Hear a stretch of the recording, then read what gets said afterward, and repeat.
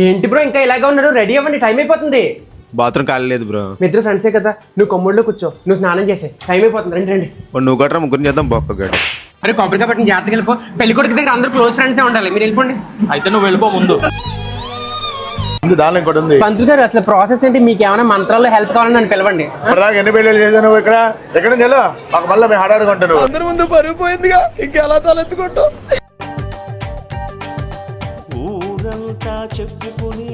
గిట్టెలు తెచ్చావా? ఎవరో ఒకరు ఇచ్చింటాడు కదా. ఇంకా ఏంట్రా ఉప్మా తినవా? సూకరాలు ఎక్కువ ఒక దుబ్బాయి. ఏంటి పేరెంటాలు పిలుస్తున్నారా? పోతు పేరెంటాలను కదా పిలిచింది. ఆంటీ గారు మిమ్మల్ని పిలుస్తున్నారంట. నీకు పెళ్ళైందా? ఆపలేదు. దేవదాసులు ఈ గడ్డ ఉంటే ఎవరు చేసుకుంటారు? ఇప్పుడు ఇదే స్టైల్. నన్ను ఇలా టార్గెట్ చేస్తున్నారు. మీకు అమ్మాయి ఉందా లేదు చెప్పండి. ఆల్రెడీ మ్యారేజెస్ వెళ్ళండి ఇంకా బాయ్.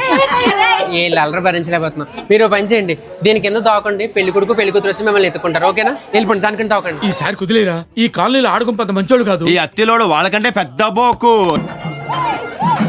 నువ్వు వచ్చేవేంట్రా ఫస్ట్ బ్యాచ్ లోని? బాగా అలసిపోయినా ఆకలిస్తుంది. వెనకటి ఇలాంటి కట్టేసిన గది కాపలా కాసాడంట. వెళ్ళు, పెళ్లి చూడడం కూడా అలసిపోవటమే. అయ్యా అందరూ వచ్చినట్టేగా? అందరూ వచ్చినట్టే. నా కుటుంబానికి సంబంధించిన వాళ్ళందరూ వచ్చారు. త్వరగా